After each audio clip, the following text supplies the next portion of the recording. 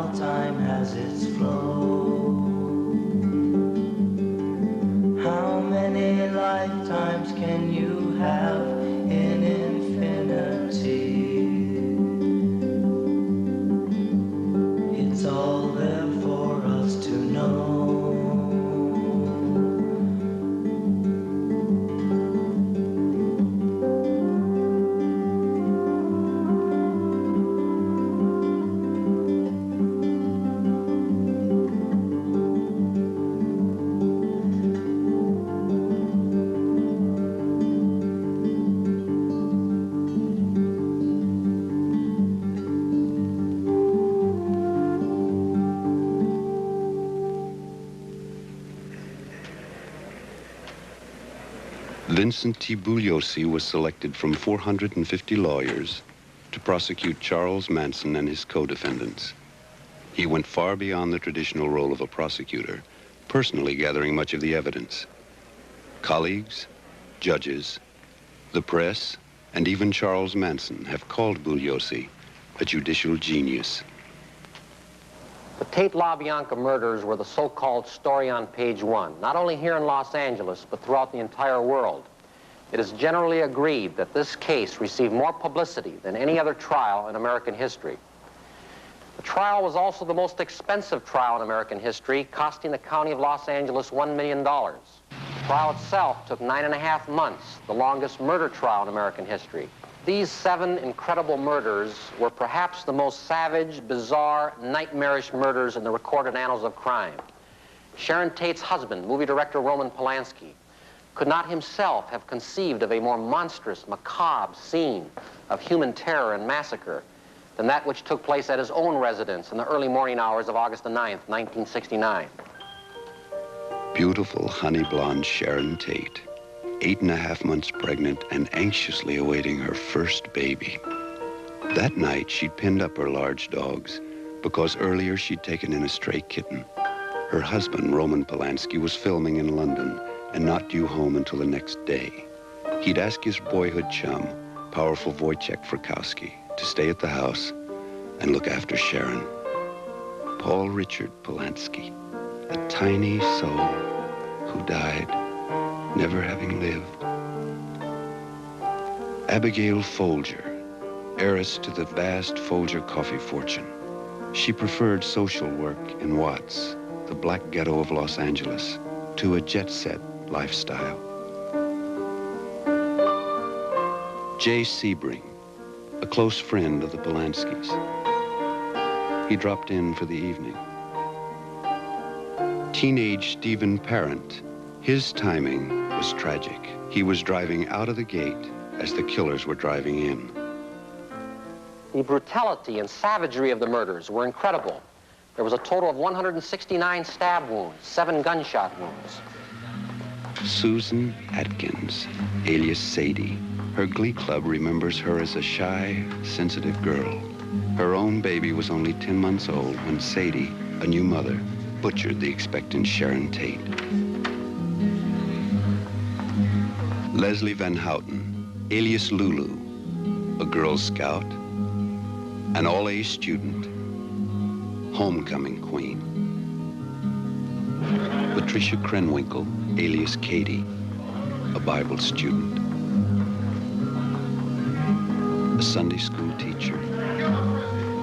She planned to become a nun. 6'2" Charles Watson, alias Tex, star of the football and baseball teams, student body president. He was voted most likely to succeed. Linda Kasabian, alias Darling. She drove the killers to the Tate house and witnessed the massacre. Then on the following night, drove the killers to the La Bianca home. 5 months later, Linda Darling Kasabian turned state's evidence and got away with murder. To make the murders even more bizarre, the killers printed the word pig in Sharon Tate's blood on the outside of the front door of the Tate residence, and the words helter-skelter in Lino LaBianca's blood on the refrigerator door. They also printed the words death to pigs and rise in Lino's blood on the living room wall of the LaBianca residence. They also carved the word war on Lino's stomach. Wealthy Lino and Rosemary LaBianca were reading the newspaper account of the terrifying slaughter at the Tate home when the same killers struck again. 6 killers, not just 1, but 6, were involved in the conspiracy and perpetration of these 7 murders. Moreover, the killers turned out to be so incredibly far out and unusual in their lifestyle and philosophy that when their identity became known, they actually upstaged the victims.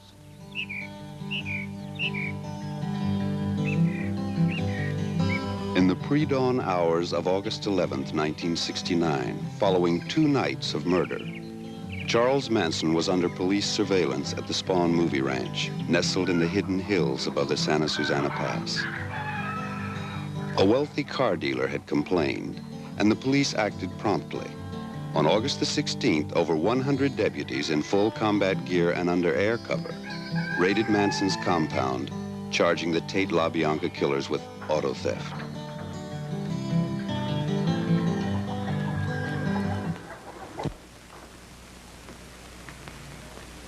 Charlie has all the fear. Everybody has given their fear to Charlie.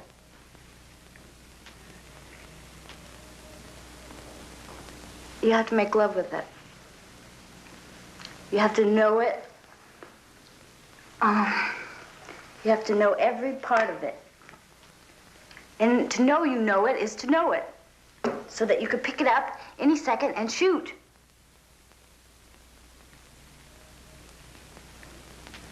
Everybody is afraid of death. And that's what's holding things up. Nobody's content right now with the world they've created, yet their minds are all locked by a fear of death. Aren't you worried about the police? If you want it, here it is. Come and get it. But you better hurry, because it won't be here long, you motherfuckers. In the 9-month period preceding the Tate LaBianca massacres, there were many others seemingly unrelated murders, one of which was the bloody torture killing of musician Gary Hinman. His small house in Topanga Canyon had been a haven for homeless hippies, one of whom was handsome Robert Beausoleil, alias Cupid, introverted, religious, a devoted son, On Manson's orders, Beausoleil slaughtered his buddy, Gary Hinman. Charlie and Bruce Davis drove Sadie and Mary Brunner, Bobby Beausoleil, up to Gary's house. He told Charlie, take your people and get out of here. And Charlie took a machete and sliced off Gary's ear. So Sadie sewed his ear back on with some dental floss. But still, Gary wouldn't give up the money, so they kept stabbing him and torturing him for 2 days. So Charlie said, well, you know what to do, kill him. Bobby stabbed him, and Sadie held a pillow over his head until he stopped breathing. In my opinion, no one could have done what Charles Manson did without having a very powerful personality. On November 12, 1934, an unwed teenager, Kathleen Maddox, gave birth to a premature baby at the county hospital in Cincinnati, Ohio. Father, unknown. She named him Charles Maddox Manson, later also known as Jesus Christ. Shortly after, the teenage mother was jailed for prostitution, and young Charlie became a throwaway child.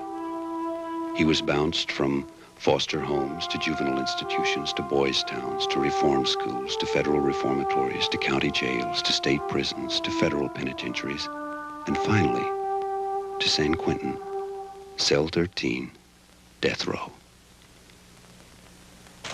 By the time he was 37, the 5'3" Manson had a rap sheet boasting 50 convictions. Hello. In these institutions, he learned the arts of thievery, larceny, blackmail, forgery, pimping, and murder. And the straight-A student surpassed his teachers.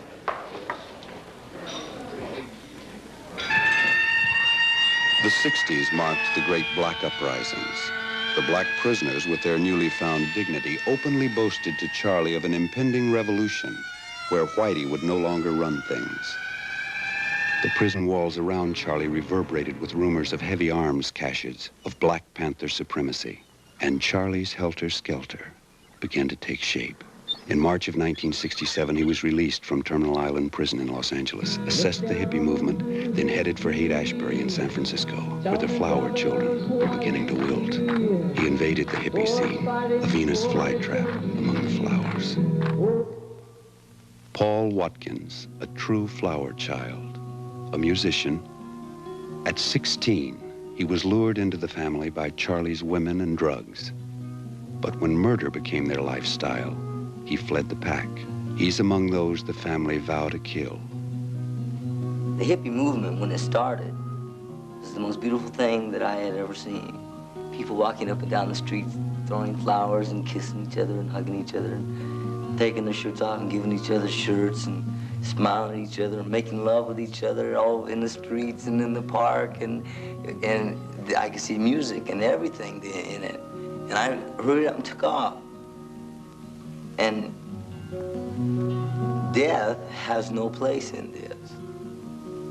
Death is the other way. We're going to life, man. This whole thing that we're into is life. Manson's principal motive for ordering the 7 Tate LaBianca murders was his fanatical obsession with helter-skelter, a term he borrowed from the English musical recording group The Beatles. Manson was an avid follower of the Beatles and believed that they were prophets speaking to him through the lyrics of their songs. And everything that everything was for was always for fucking. That's what everything was for. If we weren't doing that, we was leading up to it. And if we weren't leading up to it, we was doing that. And that's what it was all for. That's what everything we ever did was for. Until he got on his helter-skelter trip. And then it seemed to change. What Manson was seeking to do by these murders was to ignite helter-skelter, that is, start the black-white war by making it look like black people had murdered these 7 Caucasian victims. In his warped mind, he thought this would cause the white community to turn against the black community and ultimately lead to a black-white civil war, a war which Manson foresaw the black man as winning. Manson envisioned that black people, once they destroyed the white race and assumed the reins of power, would be unable to handle the reins of power because of inexperience, and would therefore have to turn over the reins to those white people who had survived helter-skelter.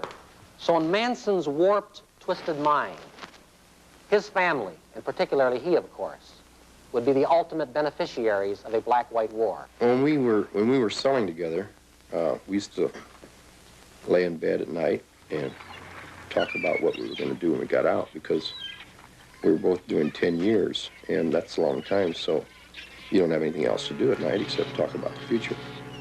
Everybody seemed to think Charlie was just kind of a guy to have around to make fun of and to just use. He's hard for me to talk about because he's so many things to me. Like, he opened me up. Like, I was living with my dog in an apartment and having just a real go to work, go home, go shopping, go to work, go home, go to the movie, go to bed, go shopping. You know, it was so routine. It was really a drag, and it was getting to me. And then he came in, and I just dropped it, you know, whatever was happening, and took off. Maria Teresa Brunner, alias Mother Mary, a college graduate and a librarian at the University of California. She was the first girl Manson collected and the mother of his son, Pooh Bear. She turned state's evidence in the gruesome Hinman slaying, was granted immunity, then on Manson's orders repudiated her testimony. She's currently on trial for perjury, armed robbery, and attempted murder. On the nights of the Tate LaBianca massacres, Manson assigned new member Linda Kasabian to drive the killers because she had the only valid driver's license, besides Mary Brunner, who was in jail on those nights. Sandy Good, in jail with Mary on those nights, recalls them. Mary and I were in jail the night of the murders, and we picked up the paper, and Mary says, "Right on." And I said, "Wow, I guess they did it." He just brought it out. Just brought out all the stuff that I was sticking in a slot, you know. And that's how he is with most people, and that's why he's in jail. I had this conception of Charlie as being like not a leader. He wasn't a leader. He was always a follower, or at least he always conveyed that impression. I always felt that he was good. Like he was on what they call the pay me no mind list. That's the kind of list that everybody thinks you're crazy, and but you're a harmless nut, so nobody bothers you. You know, they'd say, "Oh, Charlie, get out of here, you know. Take your act somewhere else." You know, you could walk up and tell them, you know, "Fuck you, punk." Well, I got into the family. First of all, I used to watch the black bus go up and down Topanga Canyon Boulevard. Charlie had this big black bus with a little box on top that used to tilt over to the side a little bit, so it looked like a little black guy with a top hat on. And I saw this bus going down the canyon with this wild guy driving it, who turned out to be Charlie. And some girls picked me up hitchhiking, who turned out to be some of Charlie's girls. Susan Atkins, Patricia Krenwinkel, Leslie Van Houten, Linda Kasabian, Mary Brunner, Catherine Scher, Sandy Good, Nancy Pitman, Lynn Fromme, Cappy Gillis, Barbara Rogenberg, Ruth Ann Morehouse, Jennifer Leghorn, Kitty Lutzinger, Susan Bartell, Kay Wallace, Diane Lake, Barbara Hoyt. They were turning me on. About a month later, I was walking through Topanga Canyon. I needed a place to sleep. It started getting cold. And so I went up and knocked on the door, but who came to the door was 3 girls. And some of the prettiest girls I'd ever seen. One of them's name was Snake, a little red-headed chick. And Brenda, that's that little chick. They all had real long hair, and they looked really pretty to me. And a big puff of marijuana smoke hit me in the face, and that smelled good to me. I was at Dennis Wilson's house, which really It astounded me at that time because I'd never seen a place like that. It was like a mansion. Brooks Poston, Jungle around it. a musician who succumbed to I thought it Manson. was the sundown. Charlie ordered him to die, Through the tree, the sky and to was please red. Charlie, he tried to kill himself. And Charlie comes and he sees the guy that I'm with, and he kneels and kisses his feet. Wow. After that, I just kind of took more acid, because that was like my second acid trip when I saw Charlie tell Dean again that he could live forever if he was willing to die at that moment. To me, he looked like, acted like, said the right words at the right time. So to me, he was Christ. In the spring of '68, Manson conned the blind 80-year-old George Spahn and settled his family at the Spahn Movie Ranch, once owned by silent screen star William S. Hart. They lived in the ramshackled, broken-down movie sets, panhandled, hustled, stole, shoveled manure, and ate garbage. But the obvious discomforts of life with Charlie were far more desirable to these runaways than their parents' comfortable homes. Happiness is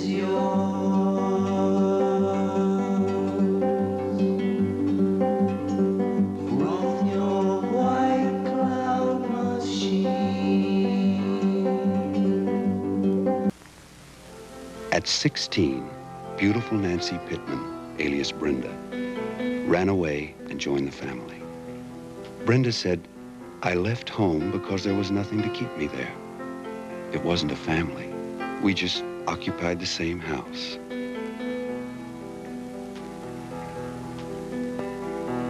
The first day I went in the garbage run, Charlie said, "Take some clean clothes because you'll get dirty in the can, and go do a garbage run." And I went down to the market. I hopped in the can, and it was a lot of fun. I just went through it and got all dirty and everything, and went through and picked just the very best of everything, and took it and cleaned it and took the skins off and cut any spots out. And we used to feed 20 to 30 people a night out of those cans, and every bit of it was the very best of everything. Charlie taught them to get food for nothing. When they went on the garbage runs, they always knew, like the days big supermarkets would throw away their old vegetables and their leftovers, and they'd have to go taste it. No matter what it was, garbage or food, clothing, they made a habit of stealing it or finding it. Sometimes Sadie or one of the girls had to go to bed with one of the managers so they could have an okay to get the garbage. We picked through it, and we picked all the ones that didn't have any bruises on them or anything like that. We took them out. We went through and we discovered they threw out boxes and boxes of stuff like this. Charlie never said he was a hippie. He always poked fun at the hippies because the hippies, to him, were asking for trouble because they looked too much different. He always told us that we were slippies, and you know, he made us get haircuts, the guys, and dress in cowboy clothes when we were at Spahn's. If you didn't like Charlie, why did you stay with him? You know, Charlie wasn't always the vicious, mean person. No, he got some of George's cars running. He brought George an old Studebaker once, fixed up some trucks, made sure the ranch had food. What did you do at the ranch? Worked for George from about 6, maybe 7 o'clock in the morning till sundown, up at the front part of the ranch. If I didn't have a place to stay. Why did Spahn let Charlie take over the ranch? George pretty much liked the girls. The girls were there constantly. They were always paying attention to George and keeping him company. These little all-American girls Manson collected came equipped with a multitude of social and sexual taboos, which Manson eradicated. Grateful, the girls worked slavishly for him, doing the same menial chores they hated at home. They sewed fanatically and embroidered Charlie's ceremonial vest, which became as infamous as the family.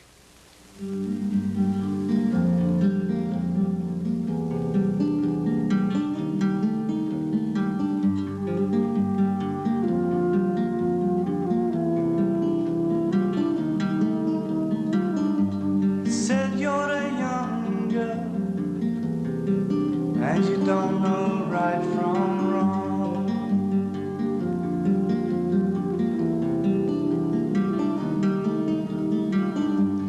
It said by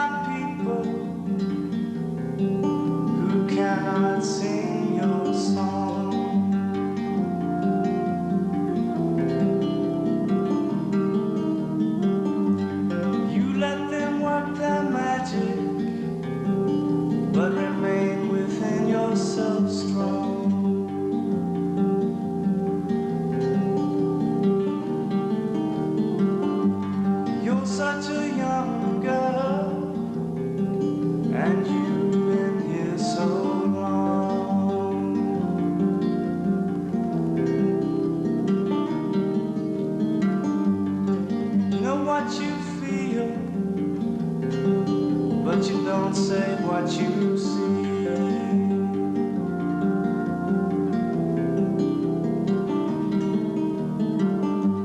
You see people shouting that they can't set you free.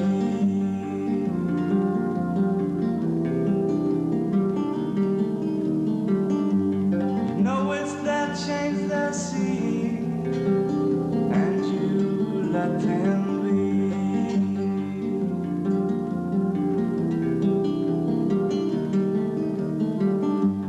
You're such a young girl to have been through eternity.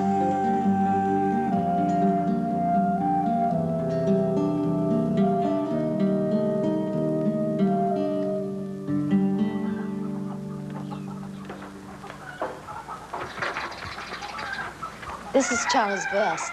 We've watched him look at it and feel it and wear it. And he's the only one that can wear it. It's about 4 or 5 years of almost continuous stitching. It's our story. There's about 15 girls that worked on that vest. At the time that we all shaved our heads, we cut it first, and we cut off all the locks and wove them together and sewed them onto a collar. Sue's hair's on it, my hair's on it, Sadie's is on there, Leslie's and Katie's, Mary's and Capistrano. Bordering on the cannibalistic, they recorded on the vest their customs, ceremonies, killings, and the numerous births. All babies were delivered by the family because doctors were barred by Manson. He said, doctors are only good for curing the clap. The way they deliver babies in hospitals, the only way it's handy for is for the doctor. Because the mother is in a bad position for herself, and the child is in a bad position, he has to struggle too much to get out. When I had my baby, I was sitting up, and he fell out, and he came out backwards, and he came out perfect, plop, and someone caught him. She just came in, she was out riding a horse, and she came in and said, I'm gonna have my baby now. There wasn't any need for all the things that the doctors have invented in the last 100 to 200 years, when women were having babies for 1,000,000 years, or ever how many there have been. And the contractions got very close, and the girls all picked her up and suspended her in the air.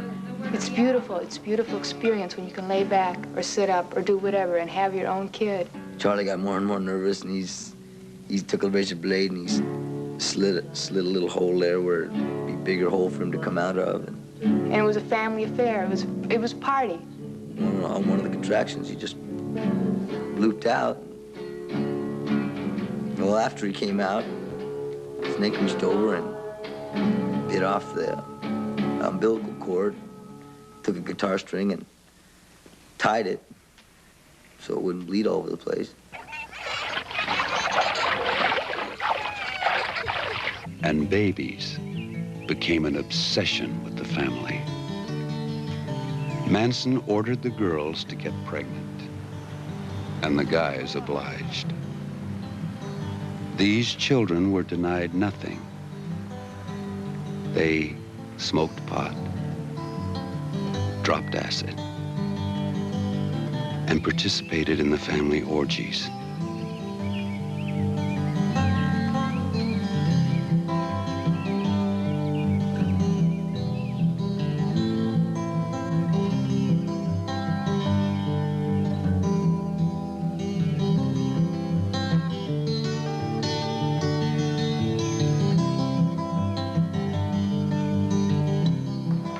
Patiently instruct these children, Manson appointed Bruce Davis, his second in command, a YMCA youth counselor, a Little League coach, a convicted double murderer. It's only a game we play, question answer. To have something to do, to cause an effect, to make a change, to make something go. Help is something that we all want to do. Everyone wants to help, man. I want to help.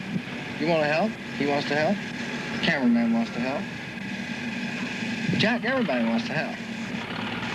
But they've always been told, well, you can help by doing this, or you can help by doing that. And they said, what's help? And they said, well, help when you're doing. But everybody who's ever tried to help them has betrayed them. And they're reactive behind being betrayed. They go crazy. Somebody says help, and they say, ugh, my God. Having surrendered on Manson's orders, Davis is serving a life sentence for the murders of Gary Hinman and Donald Shorty Shea. To do what he did, Manson effectively utilized LSD, sex, all types of perversion. Well, all the time I lived with Charlie, all we ever did amounted to smoking grass, taking acid, and making love as much as we could. The most insane trip that we ever had together with the family is we always called it the freak out.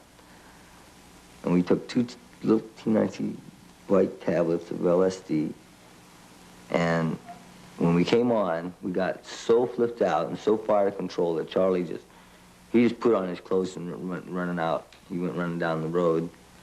And then everybody just went stark raving mad. I mean, just completely crazy. Arms and legs flying in every direction and people screaming, Charlie, Charlie. And then I go, Charlie?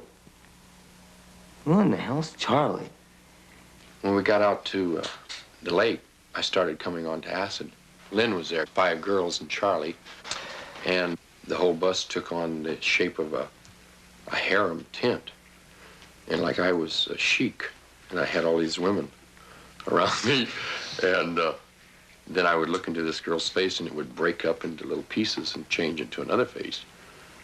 And then I got up, I got real, like, panicked. Opened the door, and I said, Charlie, and he turned around, and he looked just like the devil. And I said, man, we're in hell. And he says, yeah, ain't it groovy?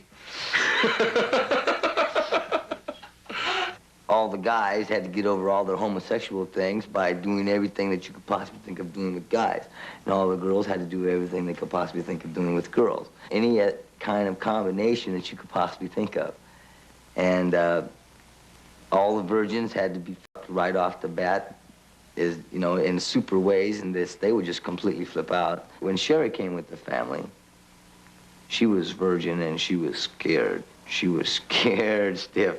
She was like, her first real big experience with the family, she was on acid, or mescaline. We all took mescaline.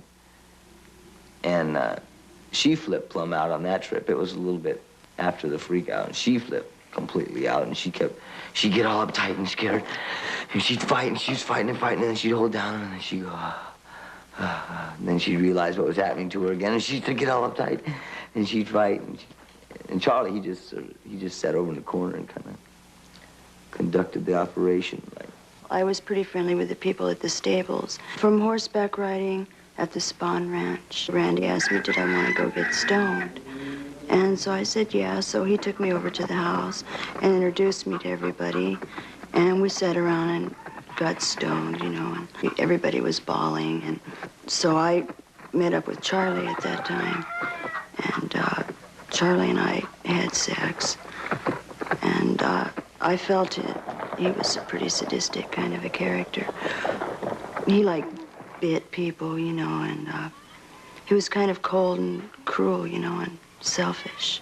When I was with Charlie, we took anywhere between 30 and 40 trips on acid alone. That's not counting all the different times we took things like belladonna and smoked hashish a lot and smoked marijuana all the time and psilocybin and mescaline and a little opium.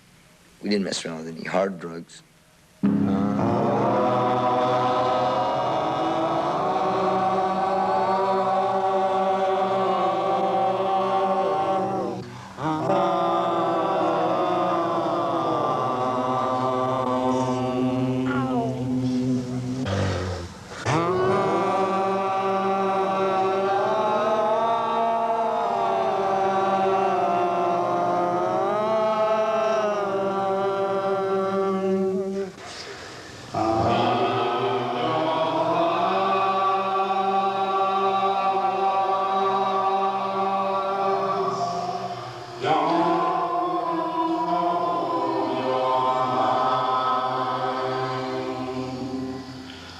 With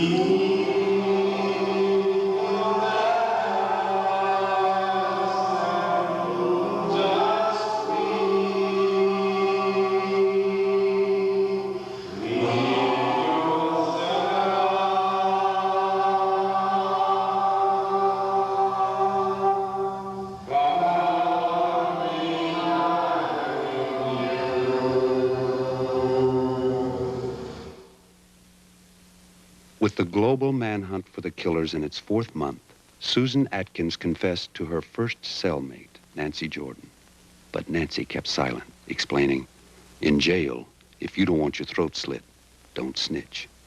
Teenaged Corey Hurst was arrested for a minor offense, possessing a marijuana joint, and placed in the same cell with Susan Atkins, a confessed murderess.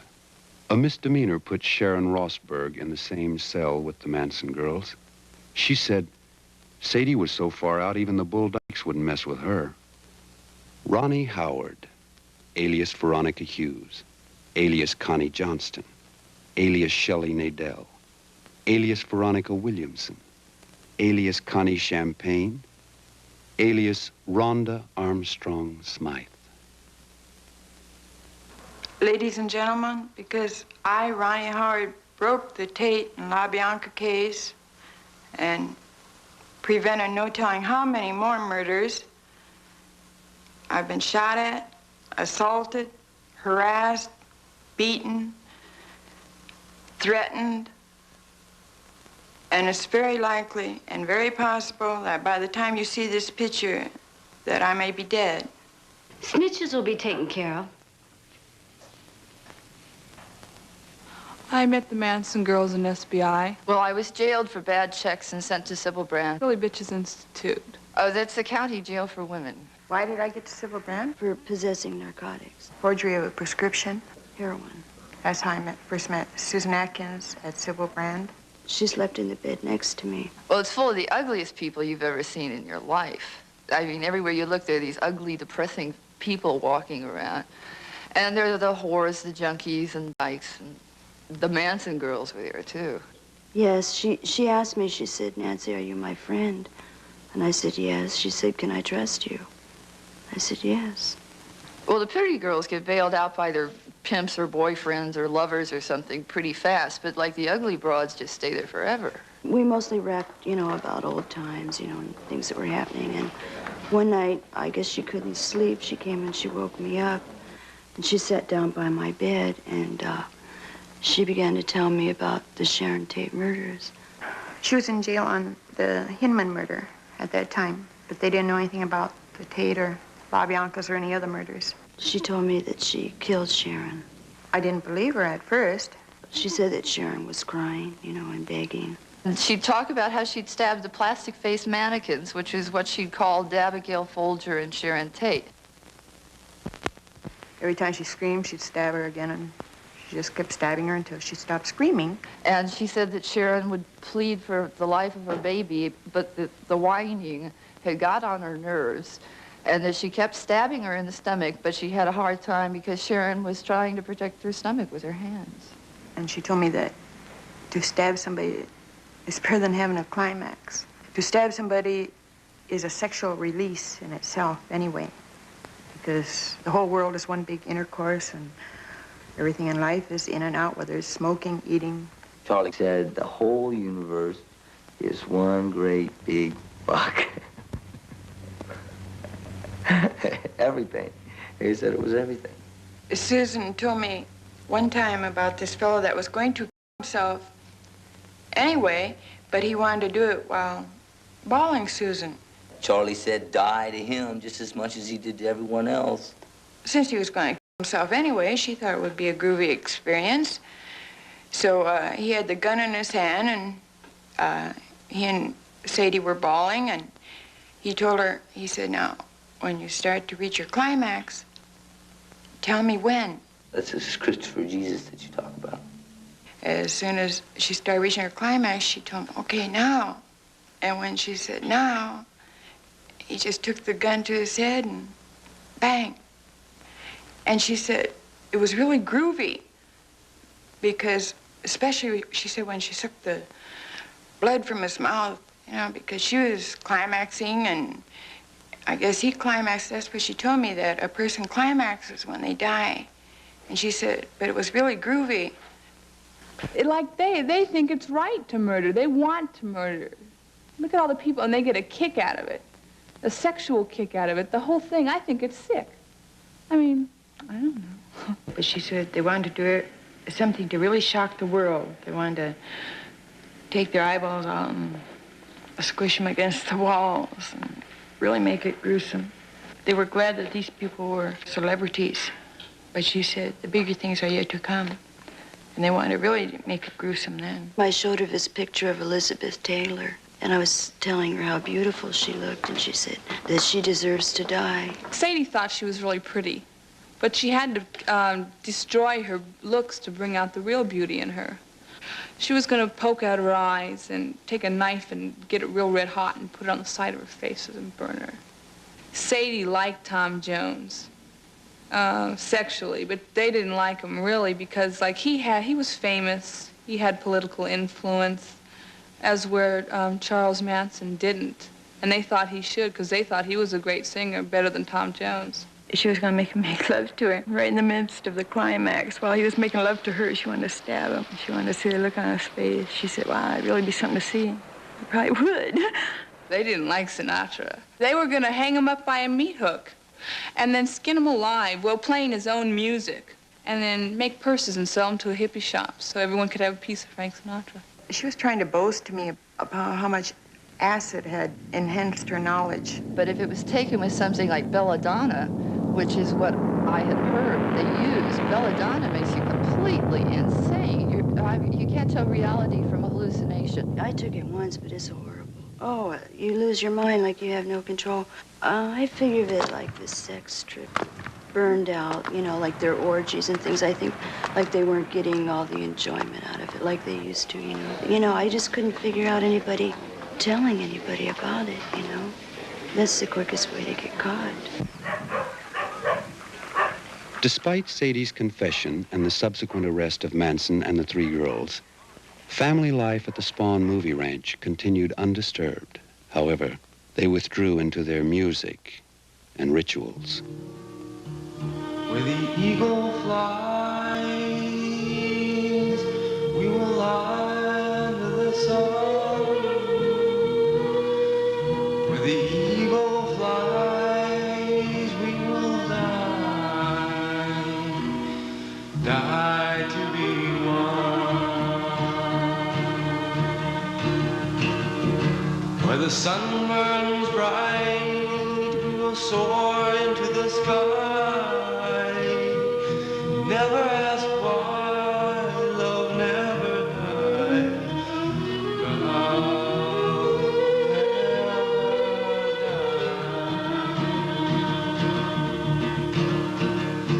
Where the mountains reach like fingers to the sky.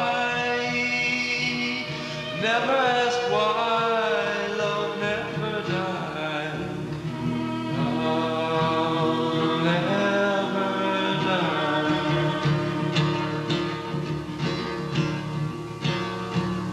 Night so dark, the wind so cold. Those fires burning, you can't grow old.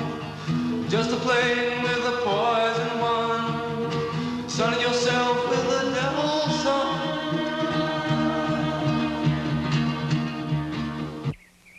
Games, hiking, drugs, and orgies was their lifestyle. An adolescent's paradise, no responsibilities, no decision-making. All in, no ego. They sang together, loved together, and killed together. Togetherness. Why, Shorty Shea's decapitation was a family project. Some tortured, some butchered, and some buried the pieces. And the establishment smugly dismisses the Mansons as an oddball phenomenon. These kids came from our own schools, our own neighborhoods, our own homes. By the time the Sadies, and the Katies, and the Leslies had reached the age of 14, they'd witnessed over 14,000 killings on television. We are what you have made us. We were brought up on your TV. We were brought up watching Gunsmoke, Have Gun Will Travel, FBI, Combat Combat was my favorite show. I never missed Combat. I always watched Combat because the guy that was the lead in Combat was my hero. You know, he was a big, strong dude, and he shot 40 or 50 people in each show, but he was still the hero. You know, he was still the beautiful dude that was doing it for some kind of cause, which they never told us. And I'd wake up every morning, you know, early in the morning before anybody was up, and I'd turn on the cartoons. And I'd watch 40 or 50 or 60 minutes of people shooting people. They'd make it exciting, you know, they'd be on stagecoaches or with whips or whatever, you know, Snidely Whiplash, and they'd make them, you know, characters that would catch the kids' attention.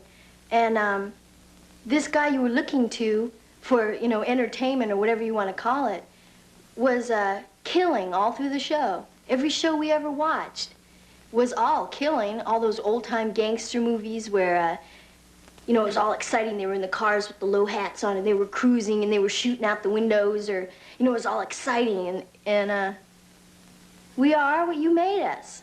Exactly. So what's the big deal? 5 or 6 people get killed, and you all freak out and put it on us, and we're just reflecting you back at yourselves. Charlie is you. He reflects you. He's He's a your mirror. reflection. If you're guilty, then he reflects guilt back at you. Because we're all guilty of the whole thing. Manson has frequently said that he is merely a reflection of what other people want to see in him. If a new girl joining the family were seeking a Christ figure, he would be her Christ. I've been laying up here paying for your sins for 2,000 years. Yeah. Yeah, he is God. And that's why they're hanging him. That's why they're killing him. That's what they want to kill. Is God. That's what the preacher wants to kill when he wears his black robes and stuff. That's what the judge sits up there in his black robe and orders to death. He said that he'd been hanging on the cross. You know, like 2,000 years ago, he'd hung on the cross and died for everyone's sins, and it didn't do a fucking bit of good. So now he's up again. He was talking about killing my ex-wife, and I told him, well, Charlie, I don't believe in killing. And he said, well, I can give life, so I can take life. He says, I've died on the cross. Yeah, I believed he was Christ. In other words, Christ is love. Now, Charlie is love. That makes him and Christ one. So even if they execute him, he's still one. He's got to where he's going. And if they set him free, he's won. Either way, he's winning out. He's already died once for the whole world on a cross. In other words, you can't kill a man twice. The thought of justice as being Jesus Christ dying on the cross is nearing completion. Jesus Christ died with a heart on.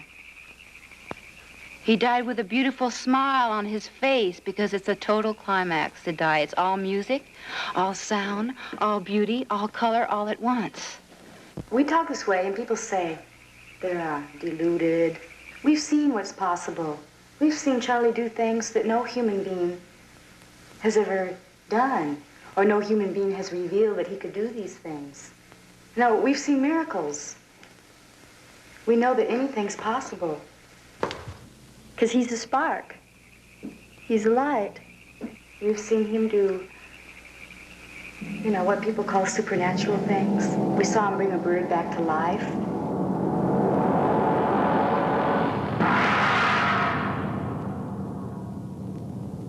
Charlie, like, the idea of what Charlie was scared the shit out of me. This was Charlie's trip. He bred fear in people, always talking about anything that you might be afraid of, if it's some sort of sex, or if it's some sort of physical harm, or if it's some sort of thought. Whatever he could find that you would fear, he would play on. He wanted to mold the hippie movement into something. He said that his music would take all the young love and program them to go somewhere else, to go out into the desert. That he would make a huge tribe out there of 144,000. Then we would steal dune buggies by the hundreds and mount machine guns on top of the dune buggies, and the girls would drive the dune buggies while the guys shot the machine guns. We'd swoop down on little towns and kill everyone that wasn't beautiful.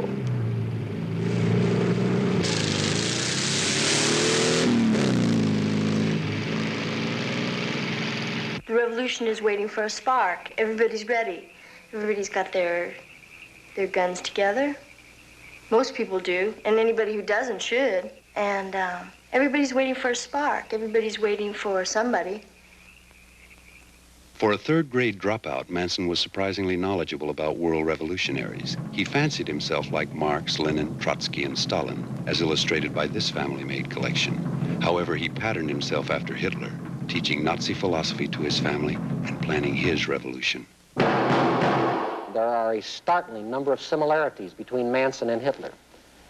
Manson, like Hitler, has some other aspect to his personality. Some frightening and tangible power and quality about him that no one has yet been able to discover. So when Charlie gets out, it's on. The revolution is on. Wealthy debutante Sandy Good had earned her BA and was halfway through her master's when she met Manson. In and out of jail frequently, she remains fiercely and dangerously loyal to Manson and his revolution. She stated, "The establishment won't let us live until we learn how to die." And if you're not dead now, you better be dead. It'll be the worst hell on earth. It'll make Nazi Germany look like a picnic. And they know what's going to happen. They know. Lynn Fromme, alias Squeaky, a typical suburbia USA child raised on kites, roller skates, and dancing lessons. She majored in psychology and aspired to be a social worker. She was the second girl Charlie collected, and his favorite. Squeaky says, every girl should have a daddy, just like Charlie. You have to take whatever comes to you. You have to be ready right now, right here, right now. It's just like that. And that's exactly where we're at all the time.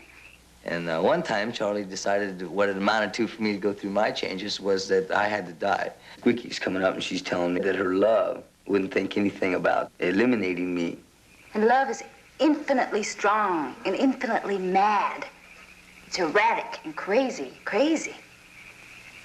It's soul. That's what soul is. It's this guy. Because it don't take much, and we're right animal. And as ferocious as we need to be, as electric, as snaky, just like this guy, as quick. We are animals. We are. All right, this is beautiful. Okay, gotta be able to, you have to have this thing to where it just slides right out with your own motion. And you have to know every bit of it. You have to know it from the point all the way down to the handle, which feels good in your hand, which is comfortable. You know, sitting on the corner, we can't take out these knives all the time. Crisp in the dark. Death was Charlie's trip. Charlie said that everything was death, and that death was life, and that death was all, and that death was this, and that death was that, and that death, die, motherfucker, die. Everything was death. Whenever we need to, we do. We respond. We respond with our knives. We respond with whatever we have. It feels good. It feels good to be ready to face death and love it. Like Death Valley is not what people picture it to be at all. All they've heard about is a real hot, low valley that no one can live in. You know, just the name itself is death. Catherine Scher, whom Manson named Gypsy because of her wild, tempestuous nature. A university graduate, majoring in music, and daughter of a prominent psychologist, Gypsy displayed an exceptional talent in oratory. And because of her persuasive articulation, she became Manson's prime salesman, recruiting such infamous members as Robert Beausoleil and Linda Kasabian. We're going to the desert. Money won't mean anything. There won't be wives. It'll be one man and one woman moving together, mowing down anything in their path, all headed towards Death Valley. To Manson, Death Valley was a utopia, miles from civilization and the watchful eye of the police and parents. He settled his family into a strict Spartan lifestyle, training, drilling, and teaching them that crime thrives in the American system.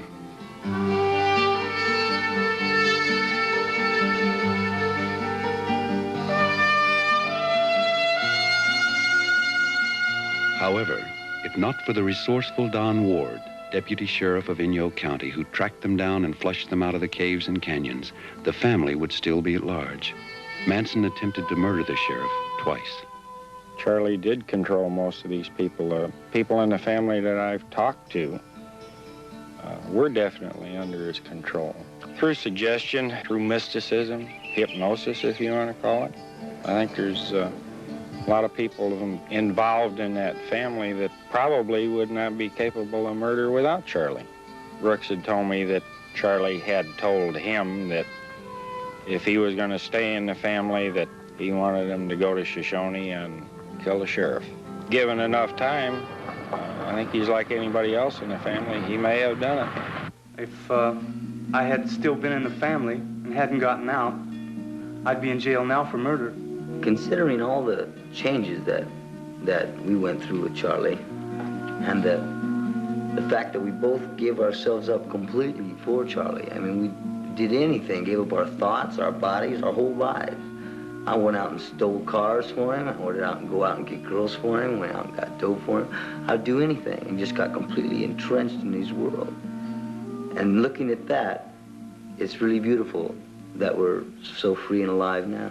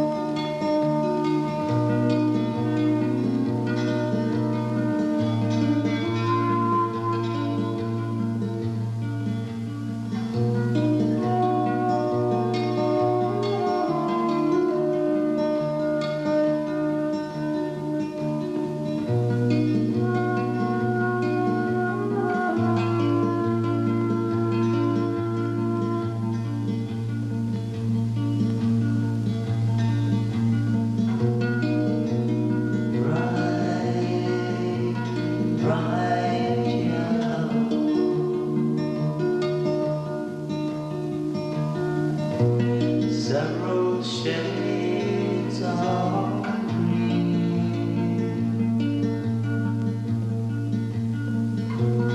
crimson flowers, aqua shells in the sea.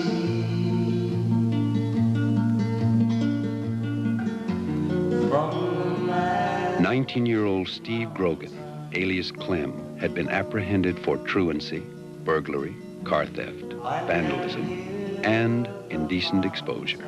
He got along fine with Charlie.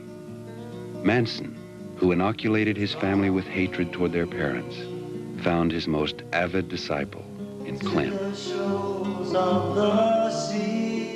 And we saw the little animals in the desert, and we'd see like the hunters come up in their jeeps, you know, and they'd be all drunk and stuff. Their awareness level would be about this high. And we'd see all the squirrels and the ground squirrels and chuckers, and we'd say, "Hi, you guys, get in your car, get in the holes, man." Because the beasts are coming down the road. And it's like, whew.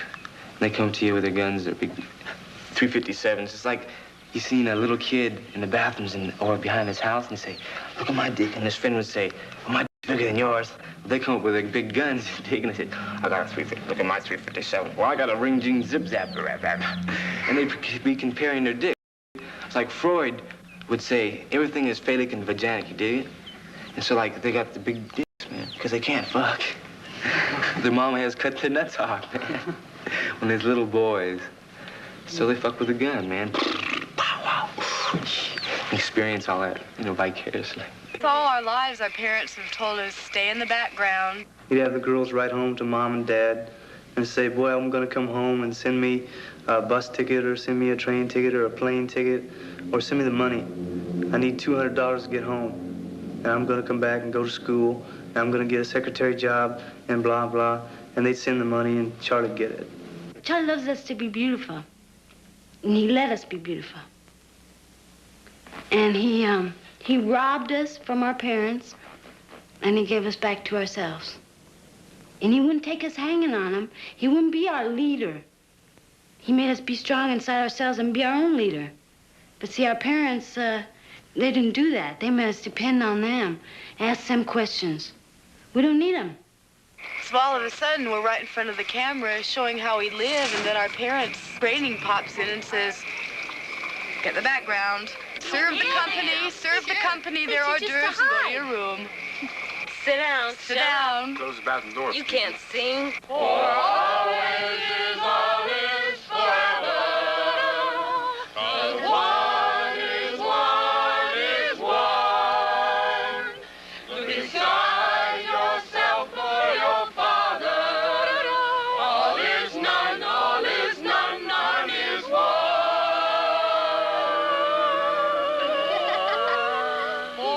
If you're too bright, then they can't take it. They can't take you being too bright, because they want to be bright. Yeah, every girl ought to have a daddy like Charlie. Should, deserves to have a daddy like Charlie. When I was a deer, I came to you in the forest. I saw a man as God. That's your rightful order. I came to you with all the love of my heart, for I was for you. And you slaughtered me. So therefore I had to hide. Hide myself where you would kill me. You did? That's why the kids hide, man. Because they come out and their parents tell them, shut up, get back in yourself. Don't be too bright, because then we have to judge ourselves.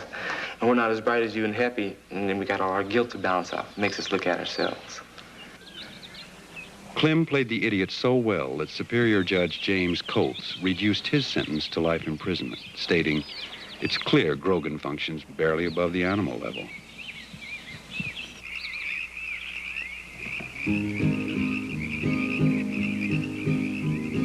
Never say never to always. I'll never say always tonight. Seem is to dream a dream I like. 'Cause one is one is one. For always is always forever. 'Cause one is one is one. Well, Charlie was trying to take over this religious organization called the Fountain of the World. And Shorty had lived at the Fountain of the World, and so he knew what Charlie was doing with the fountain. Charlie wanted to use the fountain as a base of headquarters to go out and kidnap kids, bring them there, tune them in, or program them, or take them out to the desert. He said he had to kill Shorty. He had to have Clem chop his head off. He said that Shorty wouldn't die until he chopped his head off. He said he just kept stabbing him and stabbing him and stabbing him and stabbing him, and he just wouldn't die. And he had blood up to his arms, and he kept saying, "Why, Steve, why?" That's Clem's name. And Clem said he didn't pay any attention to him. He just kept stabbing, and then Charlie told him to cut his head off. So he got a machete and whacked his head off. His head went bloop, bloop, bloop, and rolled over to the side. And Clem will be eligible for parole in 7 years.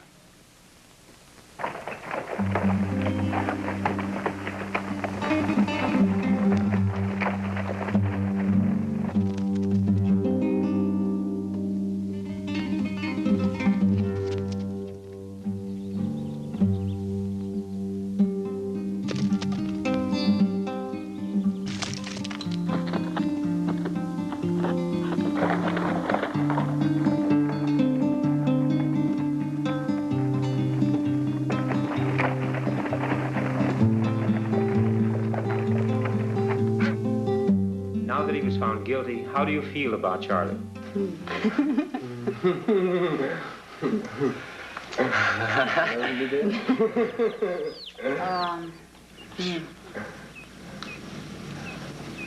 All the love I have. If they ever laid a finger on Charlie, well, they'll have to contend with us. If we were unarmed, we would chew their necks off. Anything, claw their eyes out. And they know it. Because we haven't hid it. We have made no secret of our feelings. I can't conceive, I won't conceive of the state executing Charlie. I can't either. I can see him being free. They're willing to be in there for everybody. They know they're in there for everybody, you know. And the whole jail's together over them. Every girl in there loves them, just loves them like crazy. We were scared of him. Besides, nobody likes a baby killer. Not in jail, anyway. Maybe we'll all have to go in to get out. Maybe all of us will just go in, knock on the door and say, me. Sadie's an open hole. She's very open. She's given up completely, you know, to, you know, whatever, you know. Like she sees the gas chamber facing her, but, you know, she don't care. And that's what people can't understand, that she don't care. She's giving up her life for all the young people to be free. How about Mary Brunner? She felt she was getting out, you know. She's just out for a while. I mean, we're all in jail, you know. So she's out for a while, and it feels nice, you know. But she knows she's still in jail. As long as Bobby's in jail, she's in jail, you know. As long as any one of us is in jail, we're all in jail, you know. I'm just walking around out here, but I'm in there. I'm in there with all those people. I'm in there with every young person that should be free. And I'm in the Hall of Justice with Charlie. And I'm in death row with Bobby. Because you might see different bodies, but we're all one mind, one spirit. And wherever we are, none of us will be free until every single one of us is out, you know. And I might as well just be in jail. If I thought I could do better in jail, I'd just walk right in right now. The truth has not been in your courtrooms. Never has been in your courtrooms. All you have is confusion in your courtroom. Why do I have to stand and take the blame for your sins again? I spent my life in jail, paying for you, so that you could ride your bicycles, have your birthday parties, have what you'd call a life. You know, I never had a life. I don't even know what life is, you know. I go to the desert. I'm not even allowed to live in your desert. I'm no good for anything except to be used as your scapegoat. I'm used every day of my life. I've been used. When I haven't been used and I have been on the street, I've been chased, run, harassed, pushed, kicked. My ribs have been broken, you know. The same man that gives you a traffic ticket is the same guy that knocks my brains out. He figures just because he is the man, he can get away with it because nobody's going to say anything. My daddy's not a congressman, a doctor, or a lawyer. He was in jail for about 23 years in an incubator. He was just born into this world about 4 years ago. He's not in there because he has to be. He doesn't have to be in the Hall of Justice. No one is keeping him at the Hall of Justice. No one is keeping him in that court. If he wanted to, he could be sneaky enough to walk out of that jail. Don't you want me to make you? It's coming down fast, but don't let it break you. Tell me the answer. You may be a lover, but you ain't no dancer. Look out, helter-skelter. Helter-skelter. He's been in jail every 3 weeks since he's been out of jail, and that's why we were hiding for so long. Now, throwing us in jail is nothing. We'll die for each other before you can separate us. I'm ready to die for Charlie. He's ready to die for me. He has died for me. It's like those girls in the corner have got more faith than this whole country's got. Perhaps because of the massive press and news coverage, Manson quickly became a martyr to the youth. Young people were interviewed in major cities before, during, and after the trial. I think he's a great person. Yes, and I love him dearly. I think he's darling. I think he's okay myself. I don't think he did it. I think it was inspired by the devil. Well, I don't think he's right in what he did. I think he's cool. Oh, I think he's a cool dude. Carlos Manson es el producto de la sociedad americana. Es un loco, un maniático, un asesino, un anglosajón. Charles Manson? Il est complètement fou. Il est comme tous les Américains. These novelties and posters quickly flooded the head shops and sold out. In a bid for even more publicity, he carved an X on his forehead, shaved his head, then arrogantly altered the X into a blatant swastika. His robot-like family followed suit, and the hippie community, which had swallowed the Manson martyrdom, now vomited him up, back to the establishment. However, the press and the news media obliged again with headline coverage. And while Charlie watched from his cell, his girls sat vigil on the corner below, and Broadway and Temple became the major tourist attraction in Los Angeles. Runaways gravitated to the corner, and Charlie's family grew. The family was so intent on breaking Manson out of jail that Gypsy, Dennis Rice, Kenneth Como, Laurence Bailey, and Mary Brunner allegedly attempted to rob a surplus gun shop in order to hijack a jumbo 747 and ransom the family on death row. The attempt culminated in a bloody shootout with the police. Over 200 guns were confiscated and the raiders apprehended. From inside prison, an angry gypsy lashed out at the establishment. They've taken one man and they put him in front of you and they put him in the newspaper every day. It's something to focus on. It's something to look at. It's interesting. And they make him very, very, very exciting, a devil of every type and description, everyone's nightmares, everyone's boogeyman, so that you won't notice what's going on right around you. So you won't notice that war across the ocean. And you won't notice your brothers leaving every day and getting killed. And you won't notice the rioting that's happening in the streets or the bombing. They're focusing their attention on a scapegoat so that you can look and have all your hate towards that one awful man. And so you won't look at Nixon and what he's doing. And Nixon points his finger at Charles Manson and he says, with his bloody finger, he says, that man's a murderer. Nixon is going one way. Manson is going the other, and both cannot live with each other. The motive for the murders was love of brother, because we knew we'd do anything to get Bobby out of jail. It was simply that Bobby had been arrested for the murder of Hinman, and the girls, to get him out of jail, decided to commit copycat killings with writing on the wall and the whole thing. You know, multiple stab wounds. And thereby letting the police to believe that the killer was still at large. Linda suggested the Tate house, because she had been there. And she got in the car and she drove to the Tate house. Here's what Katie said, Patricia Krenwinkel. The prosecutor was, you know, ranting and raving and said, why did you carve war on his chest? You know, didn't you feel remorse? And she says, no. She says, I wasn't thinking. The only thing that went through my mind is, here's one man who won't send his son to war. Lena La Bianca. And then she put a fork in the stomach. Charlie ordered Tex, Sadie, Katie, and Linda to kill everybody in the Tate home. How come you, Squeaky, or Brenda didn't go? Well, Cap wanted to go, but there wasn't any room in the car. I was pregnant and I was sleeping. Yeah, I knew about it. But I didn't care one way or the other if I went or not.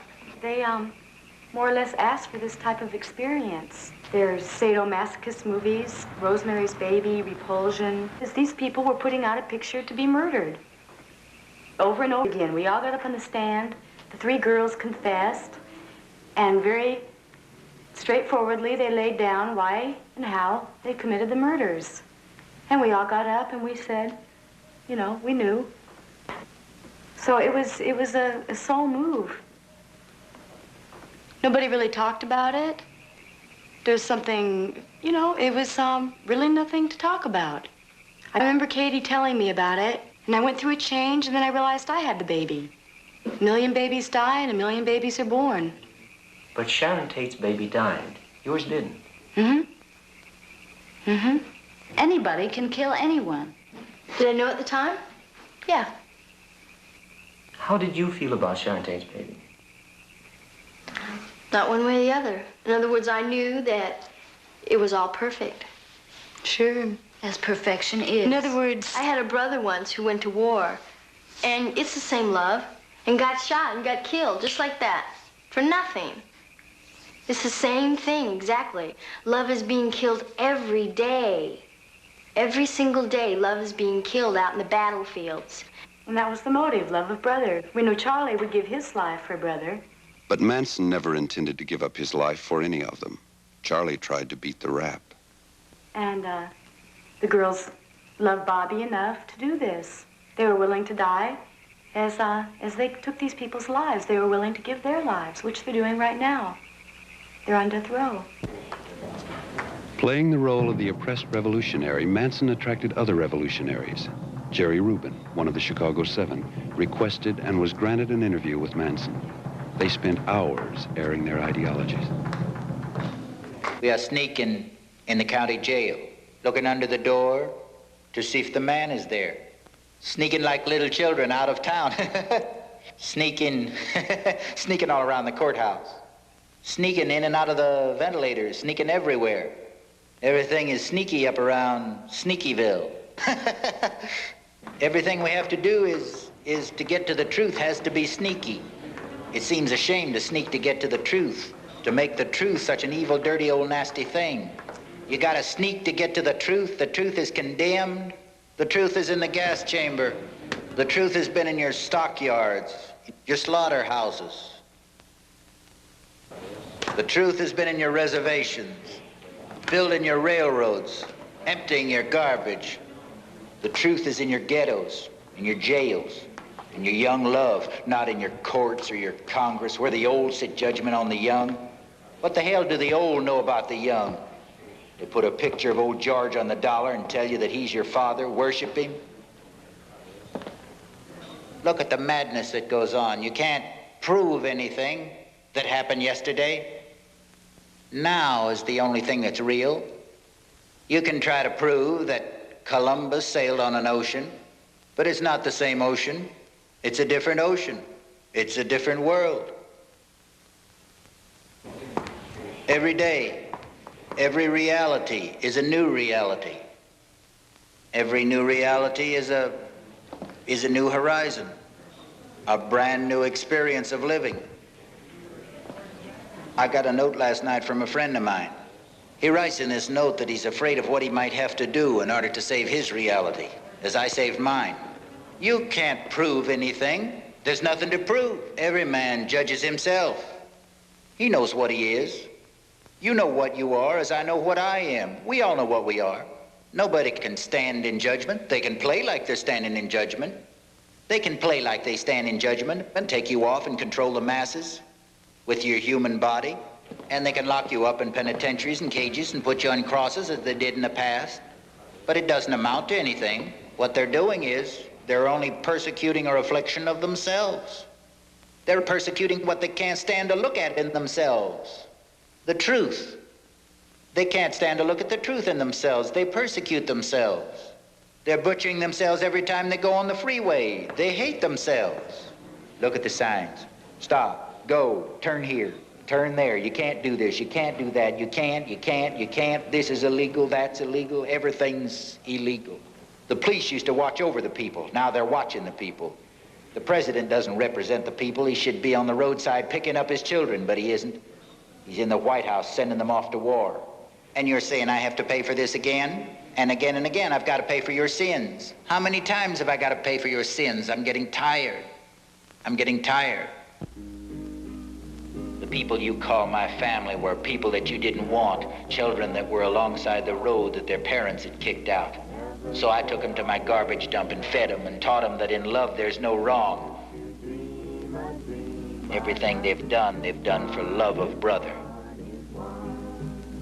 I lived with Charlie for 1 year straight and on and off for 2 years. I know Charlie. I know him inside and out. I became Charlie. Everything I was Charlie. There was nothing left of me anymore. And all the people that are in there, there's nothing left of them anymore. They're all Charlie, too. He confided in me about killing people, about how groovy it was to stick a knife in somebody and turn it sideways, and about how groovy it was to lob off some guy's head and watch it go rolling, and how warm and groovy the blood was as it squirted all over the place, and how far out it was to take a gun and blast some guy in the stomach, about how far out it would be to go into a house and cut the out of women and cut the dicks off of little boys and stick them in their mothers' mouths and wipe blood all over the place and smash bodies into things and just have pools of blood everywhere. Because he said there was no death. He said death was love. Charlie had no idea what love was. Charlie was so far from love, it wasn't even funny. But when I was in there, I thought it was love. I didn't know. How was I supposed to? I had never seen love in my whole life. And here's some guy saying, love, love, peace, beauty. And at your back door, he's telling you the kill is all right. The death is just the most beautiful trip in the world. And the killing is a fantastic thing. Life is life. And the only way you get to life is through life, not through death. The Manson family is now serving a combined sentence of 321 years.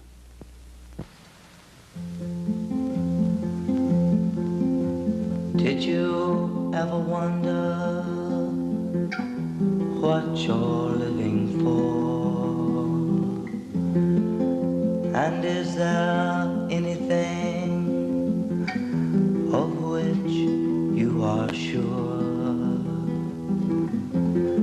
Have you ever asked yourself, is there more? Are there other worlds to explore?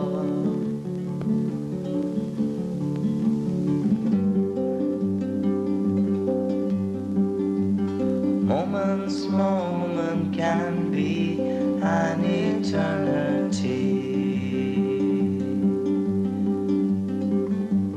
And all the while time has its flow. How many lifetimes can you have